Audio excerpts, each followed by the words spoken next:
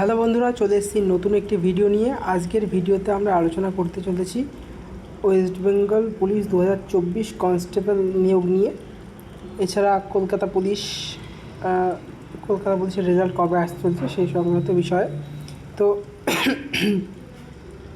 ডব্লিউবির যে নিয়োগটি সেটা কিন্তু আটকে রয়েছে নানা রকম কেসের জন্য। তো বহুদিন হয়ে গেছে, 2024 মার্চ মাস নাগাদ এই ফর্মটি এসেছিলো। তো প্রায় 10 লক্ষ থেকে 12 লক্ষ ক্যারিয়ারের এই ফর্মটি ফিল আপ করেছিল। এরপরে প্রায় 2 বছর নাগাদ, প্রায় হচ্ছে 2025 শেষের দিকে, অর্থাৎ নভেম্বর মাসের 10 তারিখে এই এক্সামটি সংগঠিত হয়েছিল।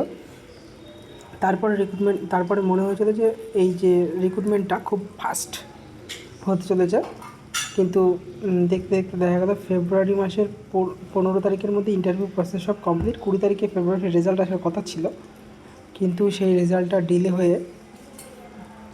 হতে সেই রেজাল্টটা এখনও আসলো না। অর্থাৎ ফাইনাল মেরিট কিন্তু এখনও হাতে পাওয়া গেল না পাওয়ার কারণ 20 তারিখ রেজাল্ট যেদিন আসার কথা ছিল তার 2-3 দিন আগে বেশ কয়েকটি কেস কিন্তু করা হয়েছে রিক্রুটমেন্ট আটকানোর জন্য।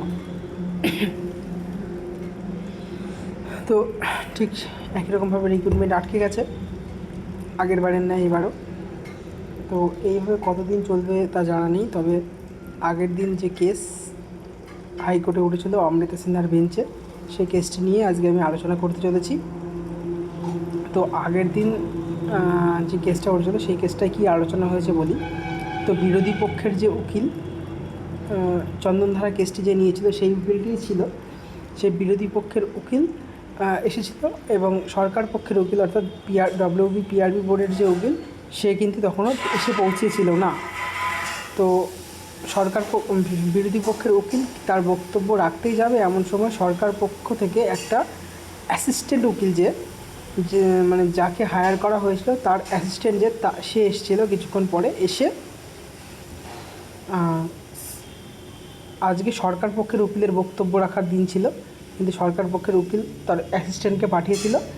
আর সরকার পক্ষের উকিল এসে বিরোধী পক্ষের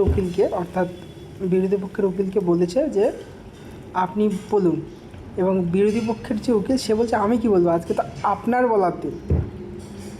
তখন মাননীয় অমৃতা সিনহা একটু রেগে গেছিলেন, এবং যার কারণে সে আরেকটি ডেট দিয়েছে এবং সরকার পক্ষের উকিলকে কেসটা ভালো করে স্টাডি করে আসতে বলেছে, আর যেন সিনিয়র লয়ার পরের দিন আসে সেটা তিনি বলেছেন। তো এইভাবে কেসটা কিন্তু ডিলে হতে যাচ্ছে। এই মুহূর্তে পিআরবি বোর্ড তোমাদের যে রিক্রুটমেন্টটা সেটা কিন্তু একেবারেই করাতে চাইছে না। এবার সরকার যদি এমনটা করতে থাকে তাহলে কিন্তু রিক্রুটমেন্টটা আটকে যাবে। তো এই রিক্রুটমেন্টটা কিন্তু অনেক গ্রাম বাংলার অনেক ছেলেমেয়ের জন্য কিন্তু খুব প্রয়োজন। অনেকে বেশ কয়েক বছর ধরে এইটা নিয়েই পড়ে থাকে, শুধু ডব্লিউবির জন্যই খাটে না, সেন্ট্রালের জন্য খাটে না, রাজ্যের অন্যান্য কোনো পরীক্ষার জন্য বসে, ডব্লিউবিসিএস জিসিএস এসব তো দেয়ই না, কিন্তু শুধুমাত্র এই পরীক্ষার জন্য আশা করে ডব্লিউবিতে চাকরি করবে বলে বসে থাকে। তারা এতদিন ধরে প্রায় 2024 আর এখন 2026 প্রায় দুটো বছর পার হয়ে গেল, কিন্তু রিক্রুটমেন্টের কোনো নাম নেই। কবে হবে এই রিক্রুটমেন্ট তার কোনো খবর নেই। তো অমৃতা সিনহার বেঞ্চে এর আগে বেশ কয়েকটি কেস উঠেছিল, সেগুলো তো ডিসমিস হয়ে গেছে। এই কেসটা যত তাড়াতাড়ি ডিসমিস হবে সেটাই ভালো, তার জন্য তোমাদেরকে সকলকে আন্দোলনে নামতে হবে।